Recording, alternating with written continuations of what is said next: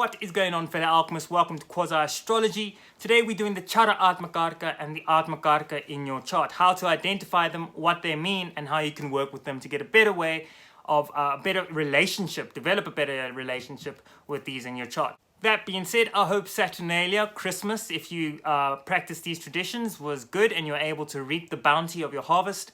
And without further ado, let's get straight into this one. It's your Chara and Atmakaraka in your chart. So, the Atmakaraka in the chart. What does the Atmakaraka represent and what does it mean? The Atmakaraka can be split into two words. The Atma, which is the soul in Sanskrit. So Sanskrit use this as a way of defining the soul. And the Karaka, which is the significator of the soul. So this is the soul significator, the Atmakaraka. Now, immediately you usually click on to Surya or the sun's position because this is the soul's significator. This is what you have incarnated into this life to accomplish. This is what, through your past life, your soul felt like it needed to deal with. All the karmas you were still carrying through the 12th house, because the 12th house is about hidden things. The 12th house is also about our karmatic baggage that we bring with us and can point to your past life. You know, if you want to understand a lot about what your past life was like, you can also look at your 12th house and understand the general outlook, the kind of hues of that life that you lived. So when the Atmakaraka is in your chart, you look immediately at Surya. And wherever that placement is, and whatever house it's in, and whatever pada it's in, because we do in Vedic astrology, whatever Rashi it's in, and in particular, if you want to go into tropical astrology, which I wouldn't suggest you really mix this up with, because you shouldn't really mix the systems, but the padas would basically refer to the decans. Now, the Chara-Atmakaraka is different. Chara means moveable. So when we talk about the Chara-Atmakaraka, we're talking about a planet other than the Atmakaraka. Now, the Atmakaraka, as I previously mentioned, is your solar deity. That's the sun. That's Mithras, that's Surya, that's the solar deity, the solar logos in your chart. But when you're dealing with the movable Atmakaraka, this is the planet that basically is the main significator of your personality in this life. Yes, you have your moon placement, and the moon placement is very important. Very important if you're looking at Vedic astrology. It's actually more important than it is in tropical astrology, because tropical astrology looks at the sun rather than the moon. Vedic astrology looks at the moon rather than the sun. And if you want to try and understand that, a good way to look at that is the cultural anthropology and difference of cultural understanding of the two things based predominantly on climate. It's very interesting. Anyway, so when you're looking at your Chara-Atmakaraka, the Chara-Atmakaraka is always the planet with the highest degree in your birth chart. Now, that could also mean the Atmakaraka. So if your Atmakaraka has the highest degree in your birth chart, then that's both your Chara-Atmakaraka and your Atmakaraka. But always keep in mind that when you're trying to find your Chara-Atmakaraka, there's two placements you must look at first and understand, and that is the Ketu and Rahu placement. That's the north node and south node in tropical astrology. Because they don't move in the direction, the anti-clockwise direction, they move in a clockwise direction, it's very hard and very easy to miss what your Chara-Atmakaraka is.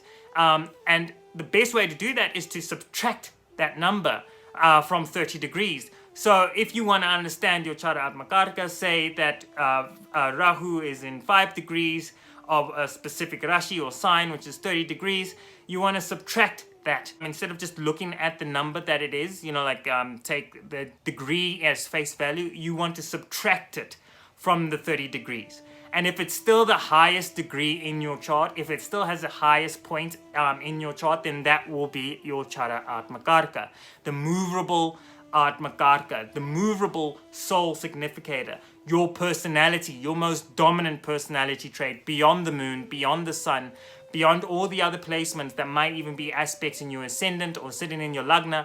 These are all things you need to keep in mind, that these things are things that you put aside versus your Chara-Atmakaraka, which is your soul significator, and your Atmakaraka, which is what your soul is here to do. So how do you go about interpreting your Chara-Atmakaraka? Well, I'll use an example. Let's say your Chara-Atmakaraka is Mercury in this case, or Buddha Graha. This is a very benevolent placement to have, or a very benevolent Chara-Atmakaraka to have to an extent. It can have its detriment and it can be very tricky to deal with. Because in Western mythology, your Buddha Graha was basically Loki, the god, the trickster god, you know, the god that was all about working behind the scenes to envelop and evolve and really deal with the curiosity of its nature and try and work that into the fabric of the physical realm. So the physical reality, and dealing with that in its own way, regardless of the consequences. And sometimes the consequences were things that this planet really wanted to know about. This god really wanted to know about, regardless of the detriment to other people.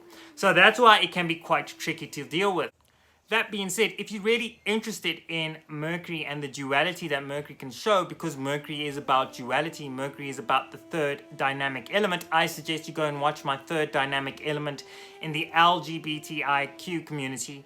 And it will be very interesting in understanding how Mercury plays with the elements, with the principles of our universe, with the principles of our solar system.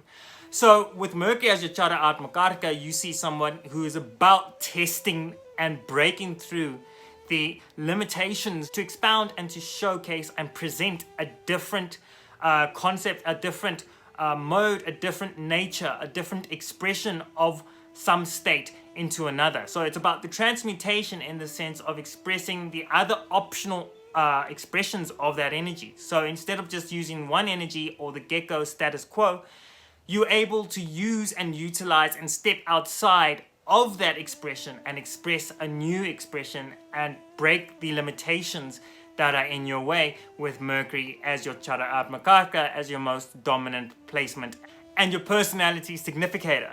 So Mercury as your Chara-Atmakaraka really helps the individual and really helps the person with this placement in their chart to work with that energy to wherever it is in your chart. Always remember the rashis, always remember the nakshatra that it's in, always remember the padas that it's in, or for those of you who want to use tropical astrology, which again, I don't suggest you mix the systems in this case, but always remember the star sign, the house, and in this case, deacons. You want to always keep in mind how that will be used and utilized in your life, because that will show how that energy is really projected and where it's projected through into your chart.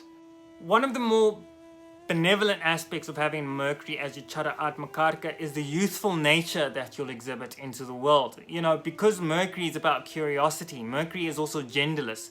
You know, Mercury doesn't necessarily grow old here. Mercury is always curious. It's that curious mercurial energy. It's about being as interested in something and truly experiencing that thing in all of its ways, and then finding new ways to experience it. That gives you that childlike delight. It makes you look very young. It makes you look very pleasing. It makes people who look at you see an innocence almost, but they can also see the devious nature that lurks behind at times, unless you're very good at covering that up. Because remember, Mercury is about testing the waters and testing it in so many different ways. Again, it might be the detriment to you, or it might be in detriment to the people around you that you come into contact with. So keep in mind that whilst it is a very benevolent and very and a marvelous Chara-Atmakaraka to have, the issue here is that you could step into situations where you test too much, where your curiosity, or the saying curiosity killed the cat, comes into play, and you can find yourself in a lot of trouble. So fellow alchemists, I hope you really enjoyed that video. If you did, drop a like down below, subscribe to the channel, and more importantly, drop into the comments. Tell us what it's like having Mercury as your Chara-Atmakaraka, where your Atmakaraka is, and how you believe and what you feel their relationship to one another is really about. That being said, I hope you really take good care of yourself, and I'll see you in the next one where I do the Chara-Atmakaraka dealing with Mars. So let's get into that one. Goodbye.